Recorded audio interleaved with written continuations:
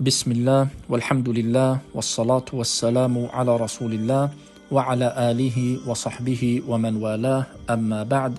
Assalamu alaikum wa rahmatullahi wa barakatuh. Today we will be looking at the biography of one of the famous scholars of Islam.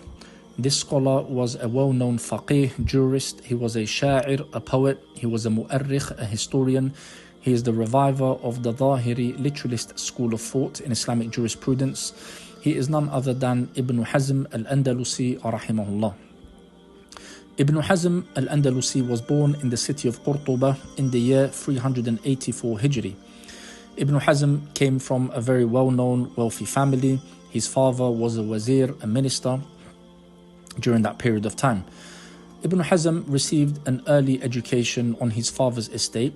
He studied the Arabic language, the Quran, calligraphy, and other branches of knowledge. Ibn Hazm rahimahullah offers us a detailed account of his early childhood in his classical work Tawq al-Hamama, which is a book on the psychology and the causes and effects of love. And he says rahimahullah, وَلَقَدْ شَاهَدْتُ النِّسَاءَ وَعَلِمْتُ مِنْ أَسْرَارِهِنْ مَا لَا يَكَادُ يَعْلَمُهُ غَيْرِي. He says rahimahullah, I have myself observed women and got to know their secrets to an extent almost unparalleled. لأني ربيت في حجورهن ونشأت بين أيديهن ولم أعرف غيرهن. He says, for I was reared in their bosoms and brought up among them, and not knowing any other society. He then goes on to say rahimahullah, ولا جالست الرجال إلا وأنا في حد الشباب وحين تبقل وجهي. And he says rahimahullah, I never sat with men until I was already a youth and my beard had begun to sprout. He then goes on to say, the women taught me the Quran, they recited to me much poetry, they trained me in calligraphy. My only care and mental exercise since first I began to understand anything, even from the days of earliest childhood, has been to study the affairs of the Nisa, females, to investigate their histories and to acquire all the knowledge I could about them. Rahimahullah. This account, which is provided to us by Ibn Hazm rahimahullah, is very important for a number of reasons. Firstly, it offers an insight into what life was like in Bilad al-Andalus during that period of time. And it shows that the women of the city of Qurtuba, as well as Bilad al-Andalus, were women who were educated, women who knew how to read and write, women who knew and understood the Quran, and they were specifically chosen and appointed to teach children at an early age. Likewise, there's also another well-known narration, a report, which is provided by one of Ibn Hazm's students. And this is a very important riwayah because it gives us a detailed understanding of when Ibn Hazm rahimahullah began studying al-fiqh al-Islami, Islamic jurisprudence. And this report was mentioned by his tilmidh, his student, Al-Imam Abu Muhammad Abdullah ibn Muhammad, who was the father of the famous Maliki scholar Al-Qadi Abu Bakr ibn al-Arabi rahimahullah. And he says, أخبرني أبو محمد بن حزم أن سبب تعلمه الفقه أنه شهد جنازة. So he says that I was informed by Ibn Hazm the reason as to why he began studying Islamic jurisprudence, أنه شهد جنازة, is that he witnessed a janazah, a funeral.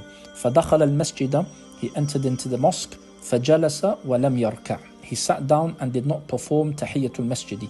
تحية المسجد is a prayer which is performed when a person enters into the mosque. ولم يركع فقال له رجل, a man said to him, قم فصلي تحية المسجد, stand up and pray تحية المسجد. وكان قد بلغ 26 سنة, and Ibn Hazm was 26 years of age. قال, he said, فقمت وركعت, I stood up and I prayed. فلما رجعنا من الصلاة, when we returned from performing the salah, the prayer, على الجنازة, the funeral prayer, دخلت المسجد, I entered into the mosque. فبادرت بالركوع, and I began to pray تحية المسجد again. فقيل لي, it was said to me, اجلس, sit down, ليس ذا وقت صلاة, this is not the time for prayer. وكان بعد العصر, and this was after al-Asr. And after Asr, this is a time in which a person is not allowed to pray a sunnah prayer, a voluntary prayer. قال, he said, rahimahullah, فانصرفت وقد حزنت. So Ibn Hazm left and he was sad and upset. وقلت للأستاذ الذي رباني. I said to the teacher who had nurtured me, دلني على دار الفقيه أبي عبد الله بن دحون. Point me to the house of the jurist Abu Abdullah ibn Dahun. قال, he said, فقصدته وأعلمته بما جرى. So I went to him and informed him of what took place. فدلني على موطأ مالك. So he instructed me to begin studying the Muwatta of Imam Malik ibn Anas rahimahullah. فبدأت به عليه. So I began studying the Muwatta of Imam Malik rahimahullah with him. وتتابعت قراءتي عليه وعلى غيره نحو من 3 أعوام وبدأت بالمناظرة. So Ibn Hazm rahimahullah studied the Muwatta of Imam Malik ibn Anas with his teacher, with his professor, as well as other scholars for approximately 3 years.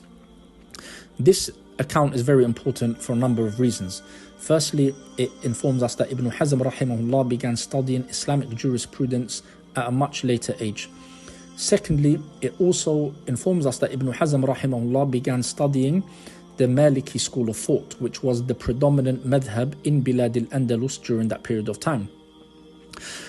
Likewise, there are other narrations which mention that Ibn Hazm rahimahullah also studied the madhab of al-Imam al-Shafi'i before making the transition to the Zahiri literalist school of thought in Islamic jurisprudence. This riwayah, this narration also shows us that regardless of a person's age, it is possible to study and achieve a very high level within the ulum al-shar'iyyah, the Islamic branches of the Sharia. Because as we can see from this narration, Ibn Hazm rahimahullah began studying Islamic jurisprudence at the age of 26, which is quite late compared to other scholars.